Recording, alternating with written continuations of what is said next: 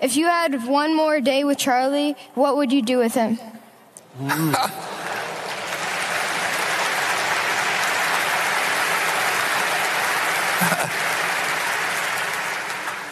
Well, it's kind of interesting because, in effect, I did have one more day. I mean, it wasn't a full day or anything, but we always lived in a way where we were happy with what we were doing every day. Charlie liked learning. He liked wide variety of things. So he was much broader than I was. But I didn't have any great desire to be as broad as he was, and he didn't have any great desire to be as narrow as I. But we had a lot of fun doing anything. And, we played golf together. We played tennis together. We did everything together. This you may find kind of interesting. We had as much fun, perhaps even more to some extent, with things that failed, because then we really had to work our way out of them. And in a sense, there's more fun having somebody that's your partner in digging your way out of a foxhole than there is just sitting there and watching an idea that you got 10 years ago just continually produce more and more profits. He really fooled me, though. He went to 99.9 years. I mean, if you had picked two guys, he publicly said he never did a day of exercise except where it was required when he was in the Army. So he never did a day of voluntary exercise. He never thought about what he ate. We started every day, and Charlie he was interested in more things than I was, but we never had any doubts about the other person, period. So if I'd had another day with him, we'd probably done the same thing we were doing the earlier days, and we wouldn't have wanted to know that we only had one day. There's a great advantage in not knowing what day you're going to die. And Charlie always said, that just tell me where I'm going to die, so I'll never go there. Well, the truth is, he went everywhere with his mind, and therefore, he was not only interested in the world at 99, but the world was interested in him. It's remarkable. I told him in the last few years, I'd never seen anybody that was peaking, at 99 and where the world wanted to come and see him. I mean, they actually wanted to go out to 351 North June Street, and whether it was, well, I could name a whole bunch of names, but just I'll start with Elon Musk, but go down the list, and they all wanted to meet Charlie, and Charlie was happy to talk with them. And the only person I could think of otherwise was the Dalai Lama. I don't know that they had a lot else in common, but he lived his life the way he wanted to, and he got to say when he wanted to say. He, like I, loved having a podium. Again, I can't remember any time that he was mad at me or I was mad at him. It just didn't happen. Calling him was fun back when long-distance rates were high, and we didn't talk as often as in recent years. As we used to be on daily for long periods. And we did keep learning, and we liked learning together. We tended to be a little smarter because as the years went by, because we had mistakes and we had other things where we learned something, and the fact that he and I were on the same wavelength in that respect meant that the world was still a very interesting place to us when he got to be 99 and I got to be 93. So I don't have a perfect answer for you there, but I can tell you the ingredients that would go into. Sometimes people would say to me or Charlie at one of these meetings, if you could only have lunch with one person that lived over the last 2,000 or so years, who would you want to have it with?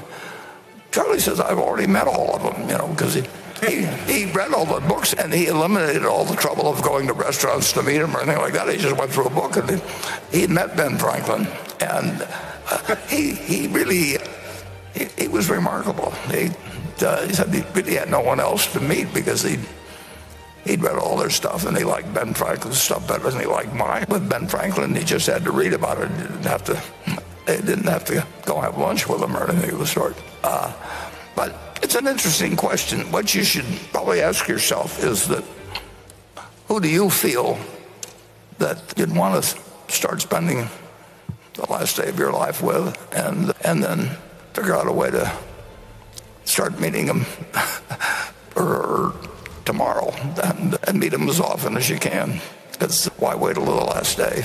And don't bother with the others. What's the chemistry? What's the nature of the relationship between you and Charlie? It's a long relationship. We met in May of 1959. His father died. He had worked in the same grocery store as I had in 1940. I worked there in 41. And we never met. I didn't know his name. And his dad was, well known all on, but I just didn't happen to know. I was a kid, and we moved to Washington. And so it was a name Your dad went to Congress. I never heard his name until 1959. Or no, I heard the name when I met the day. It was maybe 57 or 58. He came to Omaha in 1959. We met. And it's been the best relationship, except others I've had, in family and so on. But he's been the person, along with Tom Murphy and a fellow named Joe Rosenfield, subsequent to my dad, that I didn't want to disappoint. Good to have somebody in your life you don't want to disappoint. It's enormously important. Makes you a better person. Do you disagree on a lot of things, or? Well, we've never argued. We've never had an argument. People say, well, that's impossible. I'm telling you, we've never had an argument. But you could say, I believe this, and he says, I believe this. You just don't argue about it. Yeah, but we don't even have to say it hardly. we may know where that I would say this or that. Why bring it up? He, I think, has expressed some concern about index funds. I support everything Charlie says, but I don't agree with it. I don't mean on that. I mean, it doesn't mean I agree with him on everything, and he doesn't agree with me on everything. And we've never had a problem with that since '59. We like each other a lot. We have minds that work the same way to a great degree. We find the same things quite humorous. We find the things we deplore, we agree on. We've never had an argument. We've had lots of disagreements. Whenever we disagree, Charlie says, well, you'll end up agreeing with me because you're smart and I'm right. I haven't quite figured out the answer to that yet with 56 years of practice. He's made me think about things I haven't thought about. In fact, I would say that every time I'm with Charlie, I'll get at least some new slant on an idea that causes me to rethink certain things. And we've had we've had so much fun in the partnership over the years. It weaned me away. He actually hit me over the head with a 2x4, but with the idea of buying very so-so companies at very cheap prices, knowing that there was some small profit and looking for really wonderful businesses that we could buy at fair prices. So he is, in terms of quality of business, quality of individual. I mean, he's kept me from a lot of mistakes in terms of getting in with people that might be a mistake to be in with, as well as businesses. It's been heavy lifting on his part, but he's improved my behavior.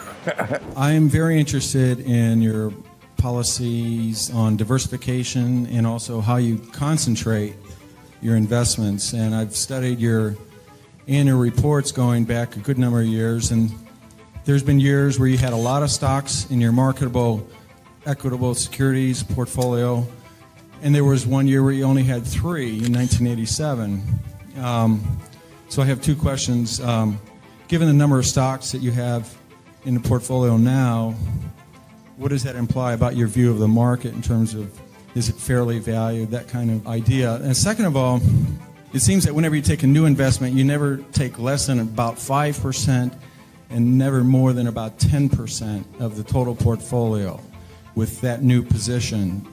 And I wanted to see if I'm correct about that. Yeah, well, on the second point, that really isn't correct. We have positions which you don't even see because we only listed the ones above 600 million in the last report, and obviously those are all smaller positions. Sometimes that's because they're smaller companies and we couldn't get that much money in. Sometimes it's because the prices moved up after we bought them. And sometimes it's because we may be selling the position down even. But so there's nothing magic. We like to put a lot of money in things that we feel strongly about. And that gets back to the diversification question. We think diversification is, as practiced generally, makes very little sense for anyone that knows what they're doing. Diversification is a protection against ignorance. I mean, if you want to make sure that nothing bad happens to you relative to the market, you own everything. There's nothing wrong with that. I mean, that is a perfectly sound approach for somebody who does not feel they know how to analyze businesses. If you know how to analyze businesses and value businesses, it's crazy to own 50 stocks or 40 stocks or 30 stocks probably, because there aren't that many wonderful businesses that are understandable to a single human being in all likelihood. And to have some super wonderful business and then put money in number 30 or 35 on your list of attractiveness and forego putting more money into number 1 just strikes Charlie and me as madness. And it's conventional practice, and it may, if all you have to achieve is average, it may preserve your job, but it's a confession in our view that you don't really understand the businesses that you own. On a personal portfolio basis, I own 1 stock. But it's a business I know, and it leaves me very comfortable. Do I need to own 28 stocks in order to have proper diversification? It'd be nonsense. And within Berkshire, I could pick out 3 of our businesses, and I would be very happy if they were the only businesses we owned and I had all my money in Berkshire. Now, I love it, the fact that we can find more than that and that we keep adding to it. But 3 wonderful businesses is more than you need in this life to do very well.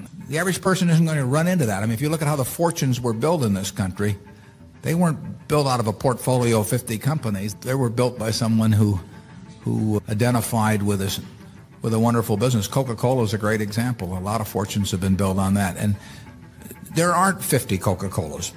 There aren't 20. If there were, it'd be fine. We could all go out and diversify like crazy among that group and get results that would be equal to owning the really wonderful one. But you're not going to find it. And the truth is you don't need it. I mean, and just to also want to touch on cryptocurrencies, I know that you've had some negative feelings about them, but now Wall Street institutions seem to be dipping their toes in, and I wonder, A, if you've changed your mind at all, and B, one of the biggest mysteries in America, what did you tell Katy Perry about cryptocurrencies? That's between me and Katy. I guess so, because it said that you guys talked about cryptocurrencies, but none of us know what you guys said. That's just between you two? We did. Okay. But I will answer your question about it. But there's 2 kinds of items that people buy and think they're investing. One really is investing and the other isn't. If you buy something, a farm, an apartment house, or an interest in a business, and look to the asset itself to determine whether you've done something, what the farm produces, what the business earns, and so on, you don't really care whether the stock market's open. You can do that on a private basis. In fact, you do it on a private basis if you buy a farm or apartment house generally. And it's a perfectly satisfactory investment. You look at the investment itself to deliver the return to you.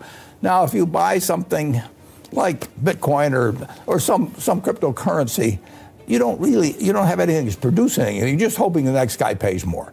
And you only feel you'll find the next guy to pay more if he thinks he's going to find somebody that's going to pay more. Now, if you ban trading in farms, you could still buy farms and have a perfectly decent investment. If you ban trading in apartment houses or even in equities, if you ban trading in Berkshire Hathaway for the next 5 years, our investors would do fine, over time.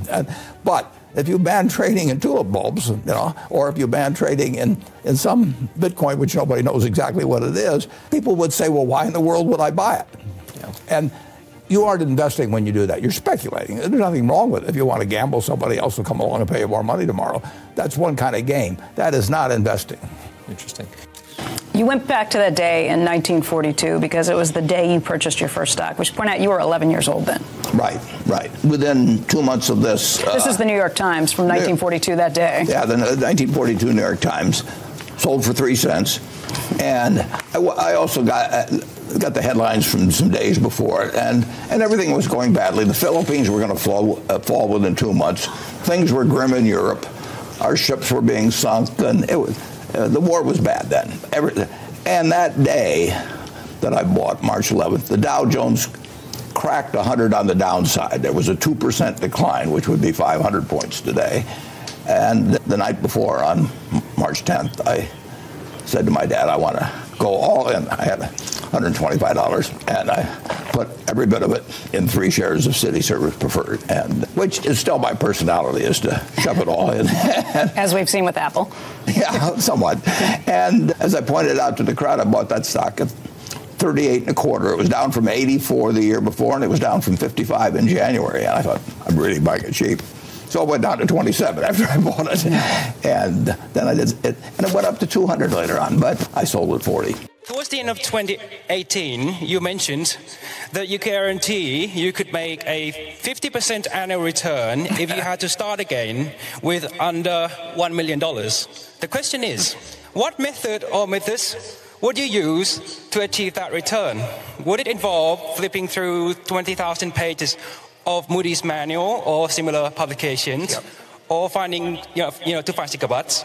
Or would it be hunting for great companies at a fair price as Mr. Munger would? Or would it be a combination of both, with opportunity cost serving as the final arbiter of which method to use, given that your investing opportunity has now broadened significantly? Thank you. Khop khun krap.